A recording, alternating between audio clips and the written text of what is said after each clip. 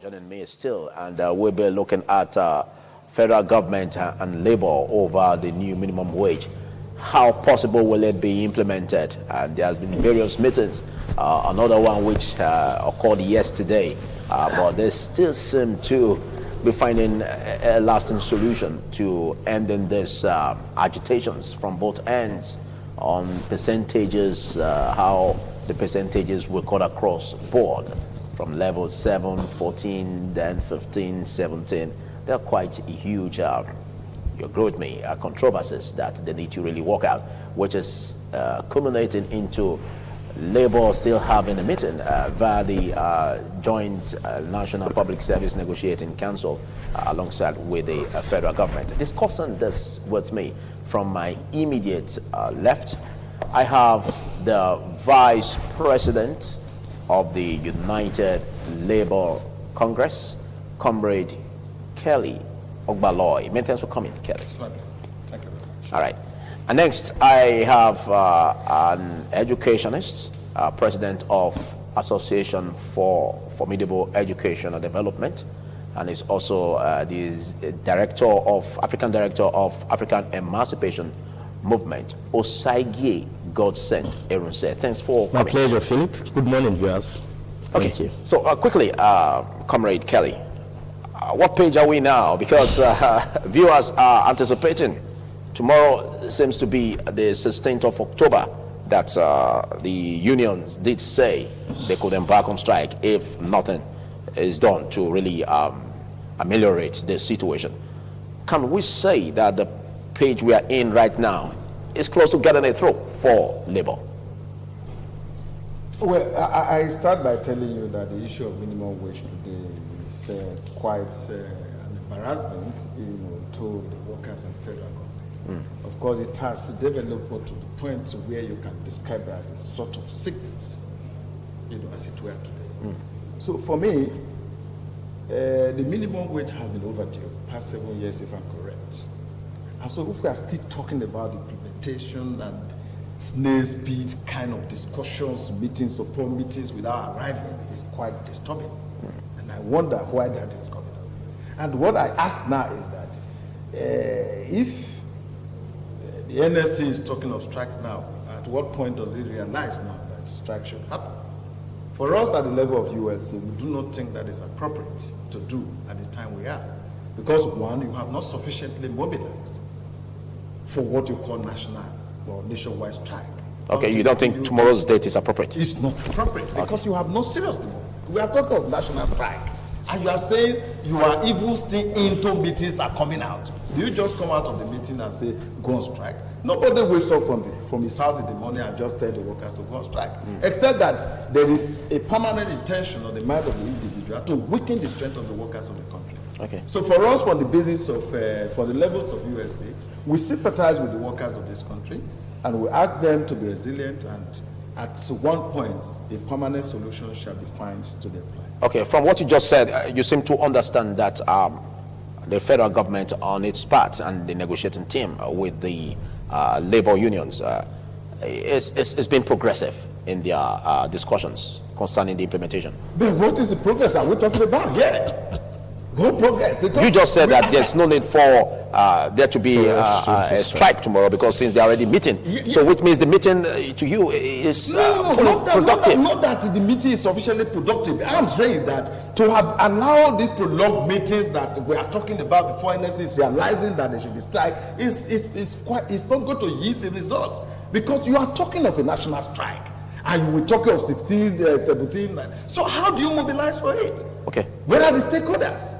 When you say you are talking of organized labor, which part of organized labor are you talking about? Okay, let's look at the percentages because the federal government is putting some percentages on the table, yes. Like from levels 7 to 14, having 11% increment, yes. And then from 15 to 17, if I'm correct, yes. having about 6.5% increment. Wouldn't that really take care of the discrepancies that? If you want me to discuss that, indeed, it's ridiculous because the proposal is 29%. So if you are moving from 29% to 11%, let's work it out. What does it give the worker? at the end of the day, those who want to benefit from the relativity and consequential adjustment and all of that, you talk of 6.5 and 11% to 29% is a far cry. So the fear now is that at what point will federal government shift grant to an appropriate level that will be acceptable if we are talking from the basis of 11% and 6.5%. So I'm even saying that at the point we are now, this kind of information ought to have been reached and then is strike properly, articulated to be backed upon, not allowing it to drag to this level where it's becoming very difficult and it will not be competent to call a strike, as it were. Because if you are saying things as proposed, you cannot mobilize sufficiently. It's nationwide strike we are talking about. Okay. So how do you do it? Okay. Let's take your bite. Osage Gosenterum say. Let's look at the way forward in terms of appreciating what the government has put on the table for labor. What's your bite on this? Is it not encouraging? Or for me, is ridiculous that 30,000 has become a endless national debate. Is laughable, is ridiculous, is unheard of. But the 30,000 naira has been approved as the new minimum wage. Even the percentages is still within the ambit of the 30,000. I don't think it's anything above that. Okay. But the point is this.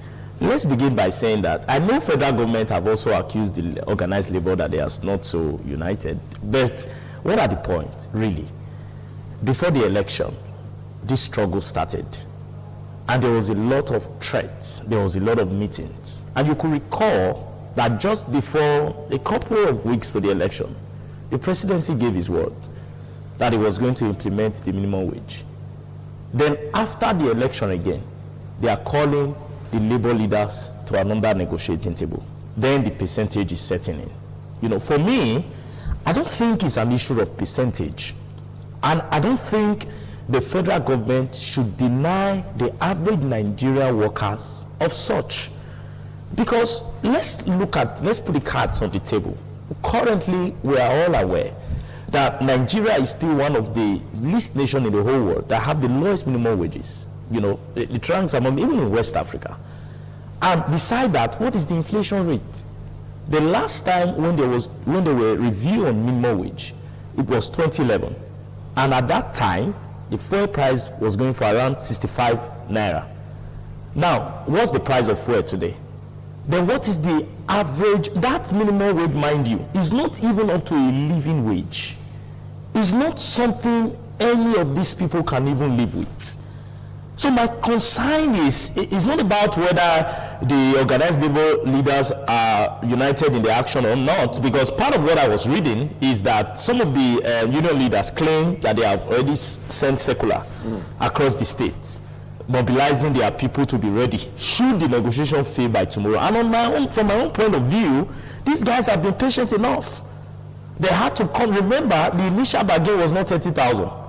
They had to come down, try to understand with the plight of the federal government. And when it was announced that the federal government said, yes, we've accepted, we'll start implementation within 2 months, there was jubilation everywhere. The average Nigerian worker felt like, at last, now the election is over. Part of the accusation on the part of the government was just like they made that promise just to get their vote. And for me, that is quite insincere. You see, when we talk about corruption, we have sometimes to look at the morality of corruption besides looking at the money of corruption. If the federal government can give you its word, then at the end of the day, they are trying to gamble in the name of bureaucratic bottleneck and blame game. And what are we talking about here? A 30,000 naira. Now, don't also forget that same 30K has already been taken through the back door. You will notice recently there's a lot of all kind of taxation that are coming up. VAT have been increased from 5% to 7.5%, if I'm correct. But by January 2020, we are going to start to run on another road on electricity tariff is coming up. Now remember the initiative of the toll gate. Then also remember the communication tax that is currently being discussed seriously. Now, at the end of the day, even the 30,000 naira is an insult. So for me, it's ridiculous that at this point, the federal government is still debating on 29% or what have you. if they think the average Nigerian workers does not deserve that, they should bring their own salary and allowance to the normal minimum wage. Let's just also see the senators and the governors as civil servants. And let's see if they will be sincere enough to say it's okay. Because when the Nigerian government says there is no money, you know, it's amazing. Because when you say there's just about some few months ago, it was on media, Nigeria was able to, recover or generate the highest in VAT returns in tax. I think that was over 280 billion naira. And that's a good point. But what the average Nigerians are seeing is what is the engagement of this money. The Minister of Labour, Chris Igige, came up and said they have already made plan for 1.3 million workers. Now, the union leaders came up and said they don't have 1.3 million Nigerian workers. They only have 938,000 workers. So, the SXs that you have used to plan for 1.3 million, we don't need it. Now, you have already planned in Essex. Now, what we have is 938. You do which is less than the number that the federal government is presenting. The federal government is presenting 1.3. You said you have planned for 1.3. And the labor leader says, we don't have 1.3 in our data. We have 938. Okay, fine. The extra you have planned with, why not use it to take care of the 938? And that is logical. That's a logical point. Now, why not fish out the ghost workers? And let's look at the 938. So for me, it's absurd that at this time, we are still debating the national minimum wage. For me, the organized labor leaders have been patient enough. The average Nigerian workers demand their pay. They are not asking for too much. It's not even a greedy increment that they are asking for. Now, imagine what it takes. Now, if you say 30,000 minimum wage, it means, if we are going to do per day cost, it means that an average worker is left with 1,000 naira daily. Now, in the 1,000 naira daily, he's paid 1,000 naira daily. Of course, some of the month days are even 31. So if you want to go by that, we say less than 1,000 naira. Inside that 1,000 is food. You have to buy your food stuff. We are all aware of the increase in food stuff now. You have to pay your rentage. You have to transport. You have to buy your recharge card. You have to cater for your clothing. And all of these have skyrocketed. But basically, she's advised not to depend solely on your income. At least it's advised that people should go on multiple streams of income. What do you now depend? At the detriment of your work? Okay. Where do you get that? Yeah, I think we're going to run into muddy waters if we do that. Okay.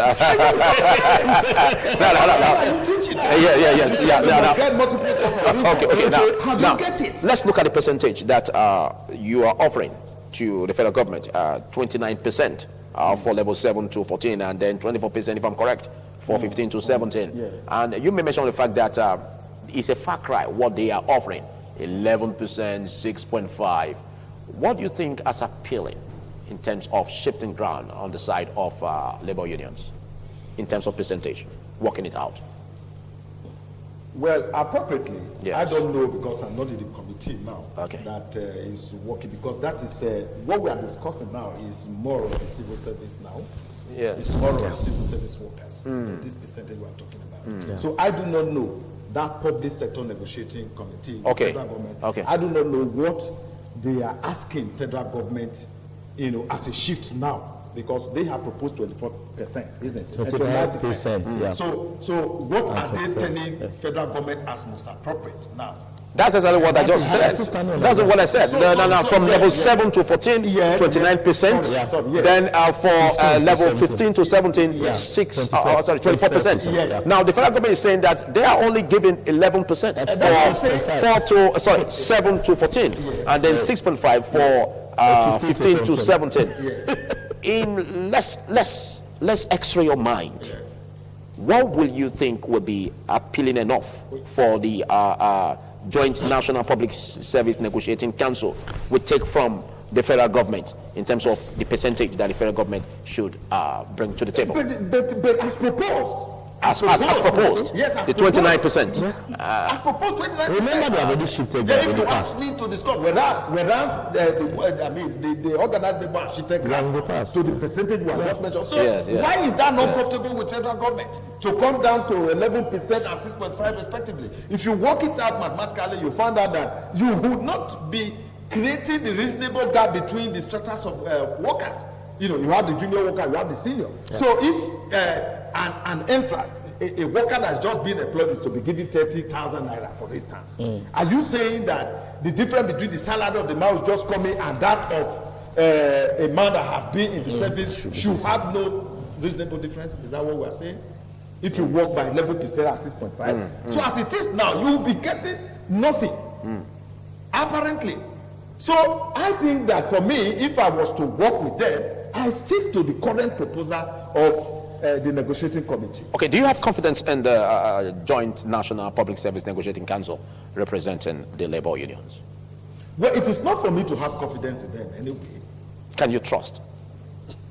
I don't want to be taken to the point of trust and all of that. Okay. But they are negotiating. And I think what they have said, proposed to federal government for payment, beyond the 29% should be acceptable. Okay. If everything, because they are in a make or break meeting today, Yes. if anything should go and the federal government is not meeting the demands as expected, don't you think embarking on the strike, because like you just said, it will not be right morally, I guess, Yeah, I'm on for labor to embark on strike tomorrow? Yes. Now, what do you see? Don't you think there shouldn't be need for that now, going on strike? That's what I have said, because we have not prepared. The NSC has not prepared properly. It's not enough to say we send letter to councils to embark on strike.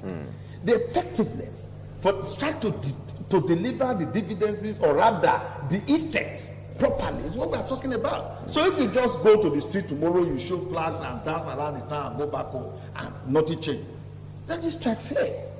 So as it is now, all the sectors have got to be properly mobilized, for which an effective national strike can be called to.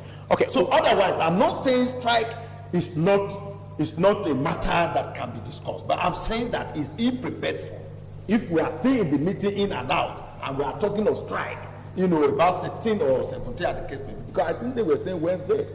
Okay. Yeah, that's 16. Okay. 16. Okay. Let's look at the threat that may come upon us if federal government is forced to do this.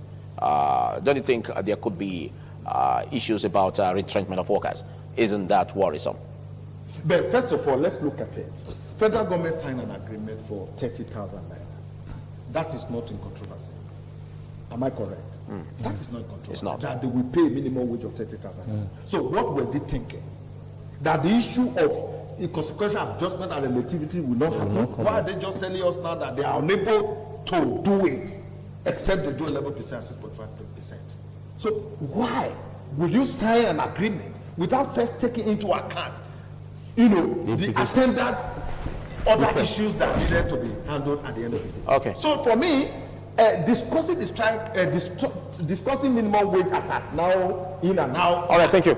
Thank you. Where, it's embarrassing. And it should not even come up. Okay. I expect the federal government to, at the point of agreeing for 30,000 naira, to know that it will go like this. All right, thank you. Work it out. Thank you. Thank you. I think a sentence, final words from you. Let me quickly say that I want to call on the federal government to demonstrate integrity. All right, thank you. They should immediately assent to the demand of the Nigerian Labour Congress. They deserve it. It's their right. They have been patient enough, and they are not being greedy. Okay, thank you, Sergeant Godsend, for pulling through on the show, and of course, Comrade The Kelly federal government has Obaloy. agreed to take responsibility Okay. and pay the minimum wage, Okay, thank you. including the relativities and consequential adjustments. Thank you for pulling through.